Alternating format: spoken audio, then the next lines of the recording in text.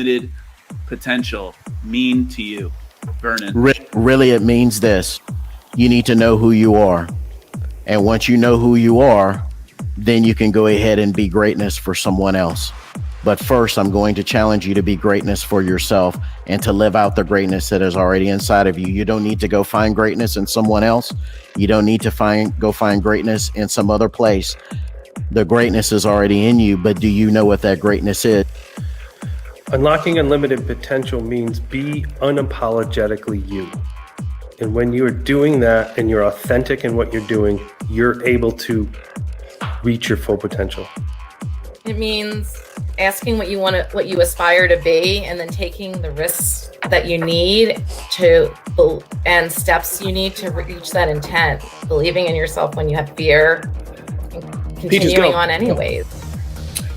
Unlocking unlimited potential means supporting the people around us to believe in themselves and understand that everyone has a story and everyone has something to bring to the table. Our job is to help each other unlock what we have to bring into this world and to each other. So to me, unlocking unlimited potential means continuing to evolve who I am, while also simultaneously honoring who I am right now. So for me, it's about evolving, but about honoring where I am today without limiting the possibilities, so that I truly can and I get to create a life of abundance, passion, and purpose. Unlocking unlimited potential means that I understand that I am enough and that I can and I will. And that is without regret, without having any shame from the past. Unlocking unlimited potential means empowering yourself to own your story. And by owning your story, you release that road to awesome leader that is inside of you. Well, I want you to know that inside of you exists an unlimited potential, and I believe in it.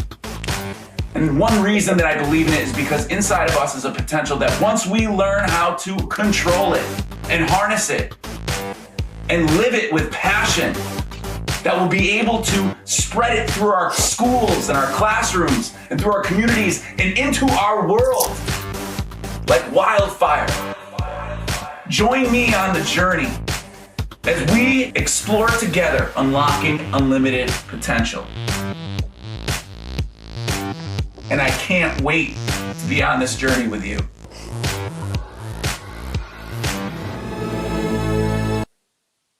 What's up, everybody? Wow, we made it. We made it by the skin of our teeth, but we made it, and so excited to be here to see everybody. Welcome to the Unlocking Unlimited Potential Stories show. Today we have an amazing guest. We are super excited. This guy right here on my side is a very inspirational educator. What's up, Jonathan Alsheimer? How you doing, man? What's up, man? Appreciate you having me on the show, dude. This is a great time. That video got me fired up, man. I'm ready to go another round with this one, dude. That was great stuff, man. And as I always say, dude, appreciate you having me on. And if you can't get hyped about talking about education, man, I don't know what you get hyped about, dude. So let's roll. Well, listen, Darren Peppard was on the last episode and he made his way into that video too. So listen, I think you're going to be a nice addition to the video going forward. Dude, I'll do my best, brother. I'll do my best, man. I can't wait. I can't wait. It's a great lineup of inspirational educators right there. And it's such a pleasure to be able to just kind of connect with everybody and be able to share their stories, some amazing stories that we've had in the past. But most importantly, we want to jump into your story there because it is such an inspirational story. And one thing that I've been doing in our last show, we had Darren Peppard. This show, we have you. And the one thing that I'm not sure a lot of people know is that inside of my book, you're a writer. And you wrote a piece of my book. And Darren wrote a piece of the book. And inside of a chapter that was titled, "When One Door Closes, a Virtual One Opens." And it was such a pleasure and such an honor to have you as a part of that. So, man, and your words your words were pretty wild in there. So I appreciate that. So how are things going for you right now, my man? Hey, man, everything's good, man. Right now, we're getting ready. We're getting geared up. We're heading back into school doing hybrid teaching. So, it's a whole new world for us as educators, right? But I think if, as teachers, educational leaders, whomever, man, if you're not used to a revolving door of change and new things coming at you, even on a good day in education, you have so many things you have to worry about, think through, figure out on the fly, man. So, this has definitely been a new year for everyone. I feel like we're all on year one, regardless of if you're legitimately on year one or if you're on year 30. I feel like we're all on year one, but we're doing this thing together, man. And, we're doing big things. So, yeah, absolutely. And so, I happen to know your story. I've been following you. We've been connecting for a while. And I know you're a pretty popular guy out there in the world of education. You're pretty well known for some of your awesome speaking abilities. We know that you're a teacher, and we know that you have just written a book that's all exactly 1 year old, like a couple days ago, right? Yeah, dude. March 1st was the book birthday, man. So it seems like 2 minutes ago that thing was coming out, and all of a sudden it's been a full year. That's pretty exciting stuff, man. That's awesome. So tell us a little bit about Next Level Teaching. Tell us a little bit about, first of all, for those people who don't know who you are, obviously, tell us a little bit about yourself and your journey as an educator. Absolutely. So, I like to say I'm a veteran of teaching, man. I've been teaching for 12 years. I've been teaching for 12 years. I teach at the Fred Lynn Middle School. I often say the Fred Lynn Middle School. I feel like you got to be proud of the school you come from, man. No matter where it is, you got to wear it with pride, right? So I say the Fred Lynn Middle School, but I also get to teach and work with the Hamish Brewer, the great Hamish Brewer, the relentless one. So if you guys are familiar with that, that's my boss, a good buddy of mine, and we get to roll the hallways together. So that's cool. But I work with a lot of amazing educators, a lot of great people. And so it's my 12th year of education. First year during a pandemic, man, let me tell you what. But yours too? Yeah, it's man, it's weird. So I'm lucky enough to I love teaching, man. I just love it. I love with the kids every single day, having a good time, getting to know them getting to know me. And every year's a new year, man. Every year's a new year. But I love what I do. And so I have 2 master's degrees, one in educational leadership, and everybody's often like, hey, where are you going to go? Are you going to do, the principal role? What are you going to do? And then, of course, I'm lucky enough and blessed and humbled enough to be an international keynote speaker, speaking at schools and different stuff like that. And, of course, the author gig, which is awesome. And literally, I can't leave the classroom, man. It's just something I love to do. I love to work with kids. I love our community. So, at the end of the day, that's my thing, man. Being in the trenches with the kids, the other teachers, having a good time, just making a difference one day at a time, man. Yeah, absolutely. And one thing you said when you wrote in the chapter in Unlocking Unlimited Potential, you were talking about how just doing whatever it takes. And sometimes it may not work out. And, we just have to keep moving forward. And I will quote you. You said, plan A might not work out. And if it doesn't, I guess it's good that there are still 25 more letters in the alphabet. I had to read that one. That was awesome. But that's the truth, isn't it, man? Like, for example, like in my book, Next Level Teaching, it's all about teachers being the driving force of school culture, and it starts in your classroom. And in a normal situation, that's a hard enough job as it is, influencing kids through student engagement, building relationships, and the environment that you bring. I mean, I often say, you have the opportunity to breathe, life into the standards that you teach. How you do it is up to you, but bringing that passion and energy into the classroom, and especially right now, man, like you said, and like I wrote in your book, man, plan A might not work out. Plan B might not work out. Plan C, but at some point, you just keep showing up, and every single day putting your heart out there for your kids, putting your heart out there for your community, your school, the people around you, and good things are going to happen. Good things are going to happen. Yeah, absolutely. I have read Next Level Teaching, and you're leaving a few things out. I mean, you also, what I love is you have that ultimate fighter background. I mean, you are a UFC fighter. Yeah, dude. Let's be honest here. I mean, you got into the octagon. So yeah, man, MMA was always a passion, and for me, that story, man, everybody likes to talk about that story, and so the whole thing about that, though, for those that are watching, don't know a whole lot about me or my book.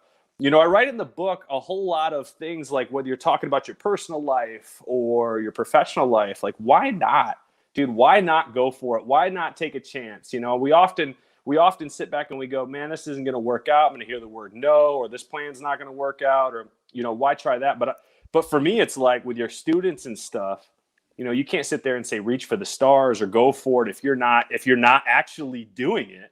So for me, you know, I was always an athlete. Like that was always my thing, playing sports in college. I wanted to be a professional baseball player. I was always right there. You know, I actually got an invite to a Minnesota Twins pre-draft tryout, which was awesome. And I was always right there, but I didn't make the cut.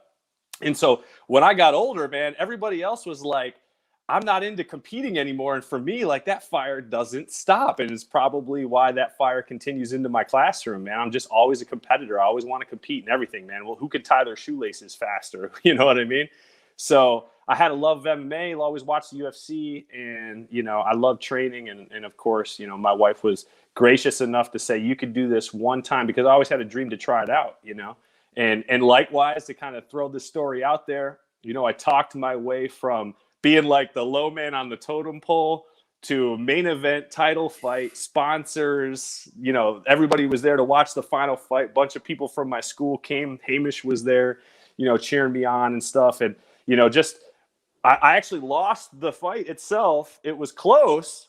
You know, I actually lost the fight, but in doing so, man, I find so much power in that, because, you know, you just not backing down, taking on a new challenge that everybody else is like, dude, I would never do that, or that's too scary. And I often like to reflect on things in my life and think, how does that kind of pour over into other aspects, whether it be education, whether that be a father, whether that be, you know, just my personal life, dreams, goals, and things, and just not backing down from the challenge that's in front of me. Much like today, you know, in the classroom, virtual teaching, behind a mask, however you want to call it, or, you know, anything that we have. You know, often I like to use that story in my classroom too, and just say to my kids, man, you got a dream, go for it. Like, and I'll give you an example from my life. Shoot, I'll give you 10, because I'm living it, I'm trying it, I'm doing it. And you know what? Every time when we're talking to our kids, I think sometimes we often think we can only tell them the success stories, man. I think sometimes those failure stories are the most powerful ones. Because for me, I can say, hey, man, like I got into the cage, I was fighting for a title, you know, and this, that, and the other. And I talk about the training and the discipline more than I talk about anything else. But I'll say this, like, sink or swim, just because you fail at something doesn't mean that you're not learning, doesn't mean you're not growing. And shoot, I'd rather fail 55 times doing something great than sitting on the sideline and have no stories to tell. Yeah. Wow. There's so much there, right? That whole idea of, you know, being an athlete, I can totally relate to. And I know I related to, because as I read your book in like a weekend. It was just, you know, what I loved about it, I think, how many pages was it? It was like 100, and it was like the perfect amount of pages to rip through. I loved it. It was, yeah, man, it wasn't. Yeah, that's the thing though. Like for me, it was like, you know, write a book that people can sit down and read. When I'm reading, I like to read to learn, you know, for number one. But then number two, like, I don't want to sit down and look at a textbook and think, man, I want to crush this out, man. So it was an easy read, a lot of stories, a lot of things that we can relate to. That was the purpose for me when I wrote that thing, just to connect with it. Everybody, I feel like, can find some way to connect with something in that book and take something away.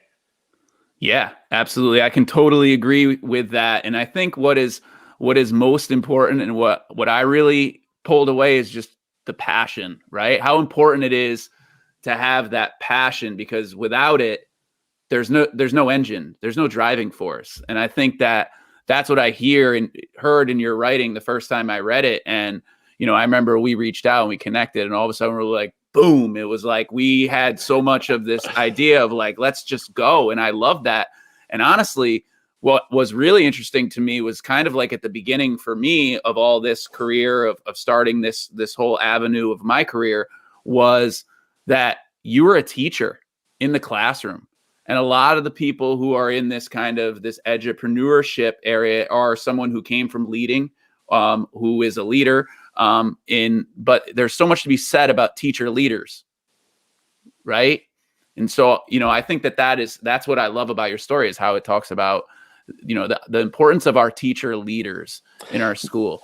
Well, let me add to that, man. Let me say this, like one of the biggest things I want people to kind of take away, kind of going off of your point, is this, man. Like so many times people think when it comes to school culture, classroom culture, what happens in a school building, what happens in the community, that it's solely the responsibility of like the leader itself, right? Like it's the principal's job, man. Like I don't want to, you know, that's his thing or that's her thing or whatever. And I say no, man. Like as classroom teachers, we are the most powerful people in the schools collectively, right? Because we're the ones that are in there in the grind, in the trenches every day in the classrooms. We know the kids inside and out. We know which ones, you know, are going through things at home. We know which ones, you know, their soccer games on Saturday. We know all that stuff, you know what I mean? And we can connect with kids in a whole different way. And so for us, you know, we're the driving force of school culture. Our passion and our energy and our love for the job will make or break schools. Make or break schools, man. Like, don't get me wrong. Everybody has a voice in a school. The leaders can also make or break schools, but collectively, teachers, man, can you imagine walking into a school building and seeing teachers just on fire for learning, just on fire for education, can't excited to see your kid? Like, think of it as a parent too. We're both parents, right? When you're walking your kid into the school building, and you see teachers that look like they don't want to be there, well, shoot, as a parent, what are you thinking? As a community member, what are you thinking? Likewise, what's your child thinking? But if you walk into a school building and it's not fake, it's the real deal, and the teachers are passionate and energetic about a love of education and what they do, dude, you just can't help but get swept up in it. And as a student too, like the passion and energy that we bring to the table, kids are going to match that in the classroom. You walk by a classroom where a teacher's on fire every single day. Now, you can't be like perfect every day. Don't get me wrong. Like you can't be jumping up on top of tables every day. But if you walk by or walk into a classroom where a teacher legitimately is probably just there for a paycheck, because trust me, like, let's be real, man. Those people are there, right? They're in the job. And you see the kids, and that reflects in the students, that reflects in that classroom, that probably even reflects in the hallway. But if you walk into a classroom where a teacher lives for this, lives for the content, loves the kids, loves the community, you know, sink or swim, might not have a perfect lesson every day, but they care about the kids, man, in a way that, you know, just as a parent, you want to see. Man, you're going to have kids that want to be in the school building. And if you can get kids to want to be in the school building, want to be in the classroom, they're going to learn, man. They're going to learn at all different kinds of speeds, but they're going to learn because they want to be there. Yeah, that sweet spot. That's exactly what it's all about. And I think, you know, often all those things that get in the way of our sweet spot, you know, finding those sweet spots, because that's the relationship with that student. How do we get from the place of knowing what went on in their lives to, all right, now it's time to open your book and turn to page 24 and let's sit down. Like, what's the passion? What's the energy? What's the purpose behind that? Do the kids know the purpose behind that? Do you even know the purpose behind that textbook that you're opening up and that you're sharing with these students? And if you really, really, really don't believe that that is the right lesson, then change it. Yeah, 100%. And make it better. And also on top of that, like what the engagement factor that you're bringing, man, like what are we doing to connect with our kids? Especially right now, like we can sit back and talk about last year all we want to, 2 years ago all we want to, but 2 years ago is come and gone. It's done. Who knows if it'll ever get back to that? I would like to think it would, right? But what are we doing now? How are we engaging with the kids? And oftentimes when it comes to engagement, like that half the time is building, like you'll have kids that'll build relationships with you. And when they build relationships with you, then they'll do the work and then they'll be engaged. But oftentimes when kids come into your classroom, they'll build relationships with you because they're engaged in your classroom. They're like, shoot, this teacher's just a little bit different, man. Like, I can't help it get swept up in the content, even if I don't even like the content. I had a kid say this week, Mr. Alsheimer, I just love your enthusiasm for what you're talking about. I don't even think when they walked into the classroom virtually, we were talking about a topic that they really cared about, but they loved the enthusiasm that I was bringing. And because of that, we're building relationship, talking about video games, talking about what they're doing on the weekend. Like, this is what you do with your kids, and how you do that is up to you. I mean, there's times where I've dressed up and done things. There's times where I'm not the biggest tech guy on the planet, but there's times where I've like had to look at, we had one of my co-teachers that was like, yo, check out this new platform that we're using. And the next thing you know, I'm telling the kids, listen, we're using this new platform. I barely know how to use it. It's called Storyboard That. We can learn how to use it together, but we're kind of like building almost like a video game atmosphere. And I sold it as a video game idea. And next thing you know, kids are locked in, learning content, showing content, and I can assess it because they think that they're setting something up as if it's a story, creativity, collaborating with each other. And through all that creativity, collaboration, and getting kids to think critically, man, all of a sudden now we got kids learning, they're engaged, and I'm building a relationship with them. And sometimes they don't even realize it's happening. It's just that authentic and real. Yeah, that is next level. That is that's what it is. And the thing that is, is. man, at our school at Fred Lynn, man, there's so many in schools across America, man, there's so many teachers that do this so well. I'd like to sit back and say, man, I'm the greatest at it, but man, I can look to my left and look to my right, and I can see other teachers that are just doing amazing things. And honestly, like as an educator, like I can look at them and say, I'm going to take inspiration from what you're doing, and now I'm going to step it up to the next level. I'm going to do this, or I'm going to do that. I'm going to try that new thing because I'm seeing them do it. So it's a powerful thing that motivates. We motivate ourselves, but when we see other people working hard, we're motivated by them, and likewise, they're motivated by us. It's just a powerful chain reaction, man. Absolutely. And it makes me think about all those educators that are out there, and those educators that are out there doing that. Those are the ones that are, they're taking themselves to the next level, because that's the next level, and they're unlocking unlimited potential. And one specific person that we would like to dedicate this episode to, because we always dedicate an episode to an educator who is out there unlocking unlimited potential in all they serve. And we have Dr. Let me say it again. Dr. Basil Marin. This guy right here. Proud of you, brother. Yes, this guy right here. He is an educational equity warrior. He is a speaker, an educator. He is jack of all trades. So I'm going to give a little bit of a applause to the side. So congratulations to you, my brother. I just wanted to give him a shout out, because there's so many educators out there that are doing that. And if he's you one of haven't them. followed him on social media, man, you got to follow that guy. He's all about the kids, the community, man. He is all in it to win it, dude. So if you haven't followed him yet, follow him, man. There's so much inspiration in what he tweets about, what he's connected to. Great educator. And that's been a beautiful thing. I think that's came out as a silver lining inside of this pandemic. That's been a beautiful thing. A beautiful thing has been that there have been a lot of people who have found their space, found their voice, found their connections, grown their PLNs. And I think that's kind of the place that a lot of these people who are teaching at the next level or unlocking unlimited potential, or I think that's where a lot of people found a lot of grace and a lot of opportunity to grow. And I know I'm one of them. And so I think that's just, it's amazing to come across these people. I didn't know half of the people. I didn't know any of the people that have been on the show before last March. And so it's about connecting. That's another part of it too, is it's also about making those connections to those people, to that guy on your right and that girl on your left, and the people who are really pulling it together and doing all the good work and learning from each other. I know I appreciate that. Man, that's the thing too. Like you can find social media is an amazing thing, isn't it? Like you can find so much inspiration from what other people are doing. You can learn from them. They can learn from you. You can take the tactics that they're using that are successful and pull them into your school and your community.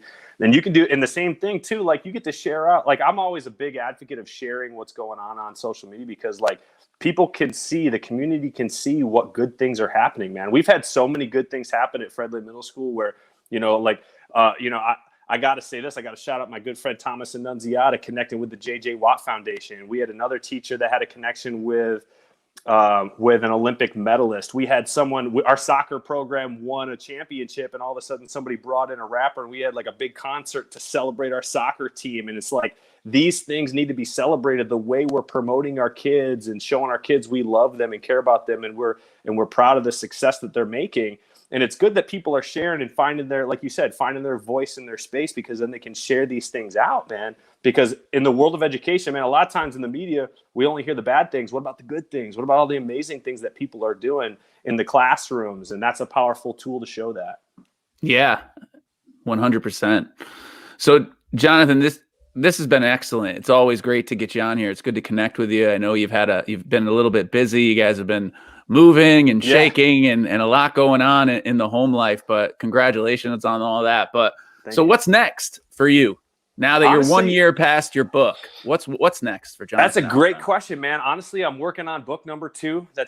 We're just taking our time with that. I'm excited about that. That won't, we're going to take that one day at a time, but I'm working on book number 2. I'm trying to figure, obviously the speaking thing is there, but I don't know, man. For me, I'm always looking at the next big connection that we can make. At our school, I connected with a UFC fighter. We brought him in. We made connections with some MTV reality TV stars to do some clothing donations for our kids, things like that. And, we're always looking at the next big thing. What are we going to do at our school? What are we going to bring to the table? So we got some pretty cool things on the horizon.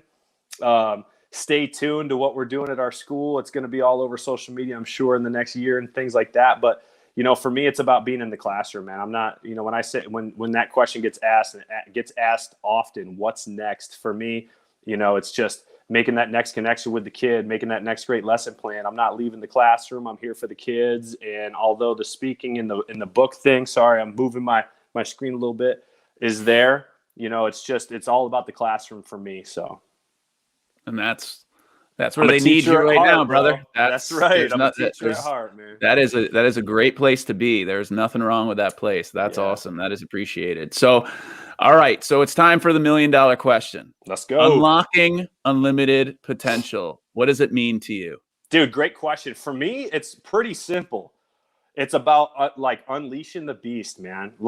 So often we think we limit ourselves to what we think is going to happen, and we don't open the doors to the possibility of what's next. What can we bring to the table? What can we bring to our classrooms? What can we bring to our school for our kids? How can we connect with the community? Unlocking limited potential means you got to understand that you can do whatever it is you set your mind to, man. You can't sit there and tell your kids you can do this and do that and reach for the stars if we're not doing it ourselves.